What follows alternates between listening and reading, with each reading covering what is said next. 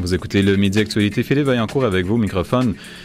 Nous diffusons depuis les studios de Radio Ville-Marie en direct depuis Montréal, dans le quartier Saint-Henri, un quartier Saint-Henri qui est de plus en plus multiculturel. Hein? Ça se développe, c'est un peu dans l'air du temps.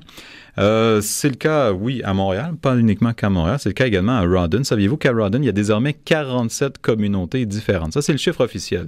47 communautés différentes présentes à Rawdon, des nations différentes. Et ça a donné l'idée à un couple, il n'y a pas si longtemps, il y a 4 ans maintenant, d'arriver avec une initiative qu'on a baptisée l'Alliance des Nations. On en parle ce midi parce que le 24 juillet prochain, ça aura lieu. Donc, ça sera la 4e édition de cette fête du partage à Rawdon. Pour en parler, on accueille dans nos studios ce midi M. Bachan Beaulieu. Bonjour.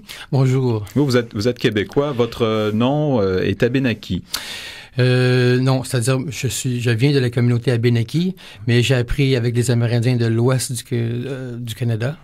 Alors, j'ai un de mes oncles qui s'est marié avec une autochtone de l'ouest du Canada et à l'âge de 12-13 ans, j'ai quitté ici pour vivre 1 an avec ce qu'on appelle des elders, des ancêtres. Ouais.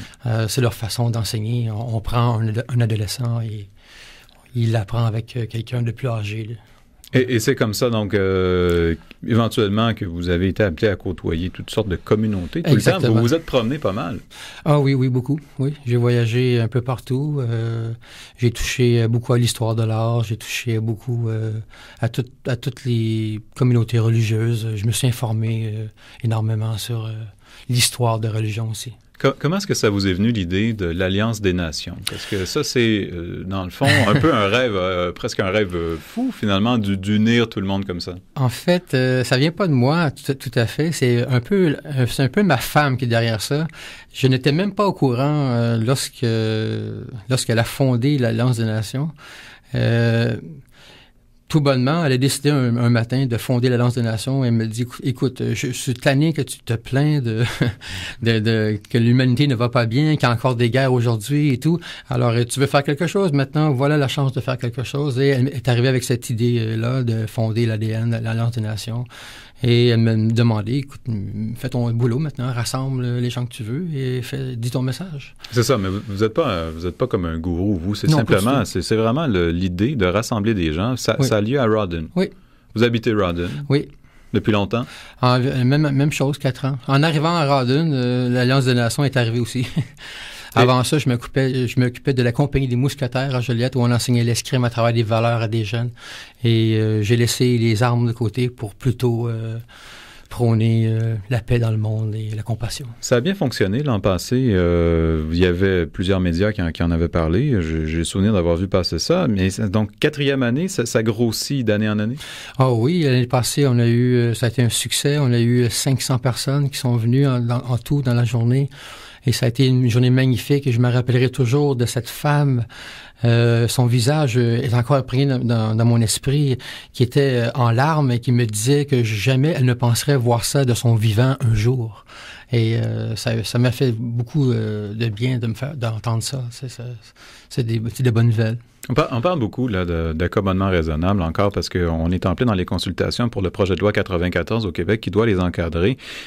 Ça doit paraître parfois être carrément 2 mondes. Lorsqu'on rassemble des gens comme ça, on voit que ça marche, on voit que les gens s'entendent bien s'ils prennent le temps de se rassembler puis de se parler. Et parallèlement, on a, ne serait-ce que, disons-le, carrément, j'assume, là, des médias qui vont mettre l'accent sur des éléments beaucoup plus négatifs sur les relations interculturelles.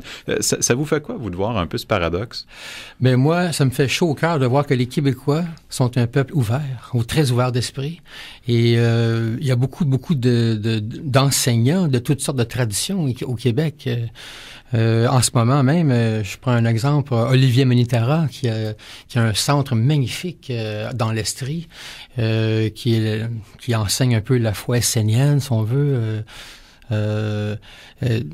dirige les gens vers quand même des connaissances qui sont vraiment bien pour la santé, bien pour l'esprit aussi, bien pour le corps aussi. Je prends des hommes comme Mikhail Ivanov, qui autrefois, avec la Fraternité Blanche Universelle, est venu enseigner ici au Québec et aussi en France. a quand même dévoilé beaucoup de choses d'intéressantes. Alors, ici, il y a beaucoup de communautés religieuses différentes, plus qu'on croit. Et tous ces gens-là, au Québec, ont une ouverture d'esprit rarissime que j'ai rarement vue ailleurs.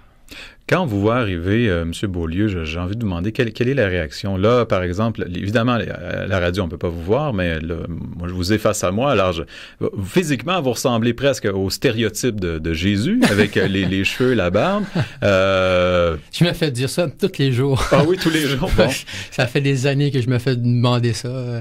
Mais on m'a déjà fait allusion aussi à une petite fille, une fois, qui m'a arrêté dans un magasin, qui disait à sa mère, « Hey, maman, regarde, c'est Aragorn. C'est Aragorn. » C'est vraiment le Seigneur des Anneaux. Le Seigneur des Anneaux. Alors, souvent, les gens vont me... C'est vrai que vous ressemblez à Viggo Morgan, exactement, à l'acteur qui le mais jouait, Jésus, ça, j'entends ça quasiment tous les jours, toutes les semaines. Vous êtes habillé tout de blanc, vous avez un foulard blanc autour du cou, avec là, je crois que c'est un autre foulard rouge qui semble être traditionnel, avec des colliers. Un tatouage sur la main. Qu'est-ce que vous déclenchez comme réaction lorsque vous approchez les gens? Je ne saurais le dire. C'est jamais pareil, mais habituellement, ça déclenche probablement des questionnements, mais de la confiance, je dirais. Les gens ont souvent confiance et se laissent aller pour dire des choses, se sentent facilement capables de me parler de choses même très personnelles. Ils vont souvent me dévoiler des choses personnelles même sans savoir pourquoi.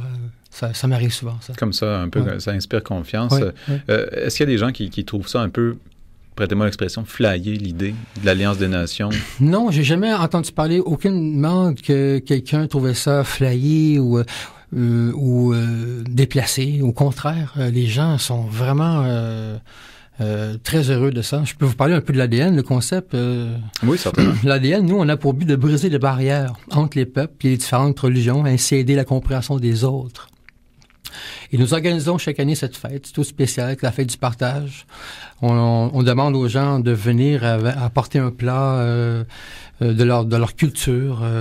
Oui, je pense que c'est d'ailleurs, c'est pas la plus grande bouffe interculturelle ou interreligieuse au monde, ça? Je peux vous dire une chose, il y a de la nourriture variée, c'est incroyable la table de nourriture qu'on a chaque année. On demande aux gens justement d'amener de la nourriture et de festoyer dans la paix, la compréhension. C'est un gigantissime potluck interculturel, un peu? Oui, chacun passe devant un genre sur le stage pendant 20 minutes pour faire une présentation d'un peu de leur philosophie et de leurs croyances. Et faire participer les gens. Les gens participent. L'année passée, on avait des bouddhistes qui ont fait participer tout le monde. Tout le monde a médité pendant 10 minutes. Ils ont raconté la vie de Siddhartha, du Bouddha. Ça a été vraiment magnifique. Et la programmation de cette année, elle est vraiment belle. Et l'Alliance des Nations, nous, on veut faire connaître cette fête mondialement dans 108 pays exactement, partout sur la planète. Vous avez été approché tout récemment par quelqu'un qui serait intéressé à reproduire l'idée en Afrique. Oui, en Afrique, au Cameroun, parce que c'est l'ambassadeur de la paix au Cameroun qui m'a... Ça, c'est lié à quoi, l'ambassadeur de la paix? Au Cameroun, le Cameroun, c'est en Afrique, c'est un pays qui a beaucoup de clans. Et des fois, il y a des petites guerres interclans et tout ça. Il pense, lui, que faire cette fête-là, là-bas, ça va amener une année d'abondance et de paix incroyable et que ça pourra amener beaucoup de changements. C'est sûr, ça va amener des changements même majeurs. Même à Jérusalem, j'ai communiqué avec Jérusalem déjà. Et il croit que c'est possible de faire cette fête à Jérusalem, sauf qu'il y aura des choses à régler avant un peu. Oui, mais qui croit ça? À Jérusalem? À Jérusalem, lorsque j'ai appelé, j'ai carrément appelé au bureau là-bas, c'est-à-dire une communauté existante là-bas. Je leur demandais si c'était possible. La diplomatie de Jérusalem. Ça, c'est une communauté de la ville de Jérusalem? Ce sont des Juifs orthodoxes qui sont là. Mais je te dis, il y a toutes sortes de communautés en l'entour de Jérusalem. C'est juste que il faudrait que la pression un peu descende. Oui. Mais ça serait possible un jour de faire cette fête-là là-bas. Ça, c'est sûr et certain. C'est juste que ça demanderait beaucoup d'infrastructures au niveau de la sécurité, au niveau de toutes sortes de choses. Alors, pour le moment, on essaie de de demander aux gens de toute nationalité et de n'importe quel endroit dans le monde de nous aider à vouloir faire cette fête de cette façon, en invitant les Sikhs, les Krishnas, les chrétiens, les bouddhistes, les autochtones, toutes gens de toute communauté. Et c'est vraiment merveilleux de voir toutes ces communautés ensemble festoyer dans la paix. Vous savez, il y a une chose que je dis souvent, le moment où on arrête de la compassion pour les autres, c'est le moment où on perd notre humanité. Et c'est vrai pour tout le monde. Qu'on appelle Dieu Allah, Jéhovah, Yahvé, Krishna, ce n'est pas vraiment la façon de prendre le chemin. On peut se rendre d'un point à l'autre par bateau, par avion, par bicyclette, à pied.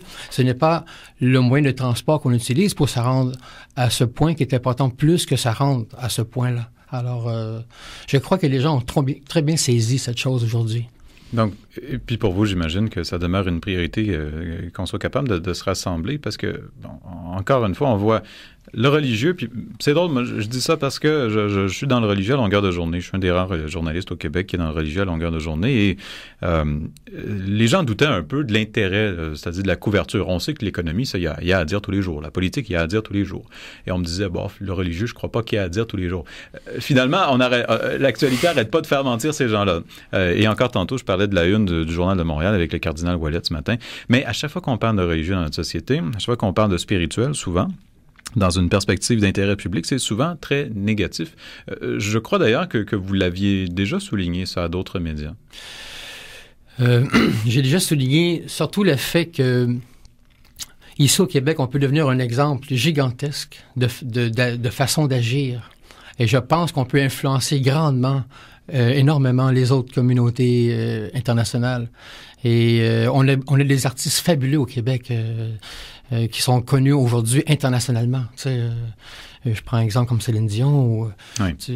On a beaucoup d'artistes ici qui traversent les murs du Québec pour se retrouver ailleurs. Et je crois que les gens, de plus en plus mondialement, se rendent compte du talent fou qu'il y a ici et du potentiel qu'il y a au Québec. Le Québec est un peu une future terre sacrée. Beaucoup de gens croient ça. Et les Autochtones ont toujours cru cette chose-là, comme quoi le Québec était une genre de terre sacrée, en quelque sorte. Jeanne Beaulieu, si on veut participer à cette fête du partage au mois de juillet, si on veut s'impliquer dans la préparation, on peut vous contacter? Oui, vous pouvez toujours faire sur le site web, vous faites www.alliancedesnations dans un seul mot.com. Alors, www.alliancedesnations dans un seul mot.com. Il y a tout l'information nécessaire pour me rejoindre et sur la fête du partage du 24 juillet prochain à Rawdon. Il y a même, j'ai déjà une petite liste de la programmation de cette année. Il y aura du Kundalini Yoga avec Satyakur, des danses sacrées intuitives. Il y a Nima Dakpa Rinpoché qui vient de la tradition tibétaine Bons qui va être là avec Mapremo, ISKCON Montréal, les dévots de Krishna, l'Oumisme avec Odette Bélanger. Il y a Manuel Lopez Fierro qui sera là de la tradition Toltec. Le Centre Brahma Kumaris de Montréal, le Noble Chemin avec Stéphane Vaillancourt qui vont faire des chants hébreux.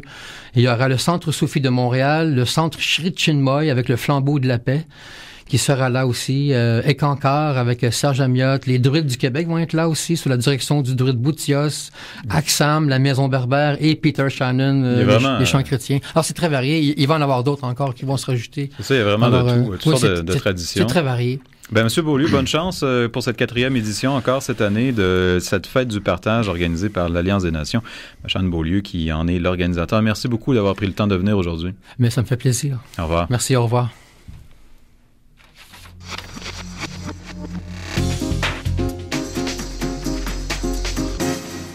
Ici Stéphane Bourguignon, écrivain. Vous écoutez Radio Ville-Marie, ensemble pour découvrir les merveilles de la musique d'ici. Depuis plus de 30 ans, Robert Grenier de la Clinique Sourire offre des services professionnels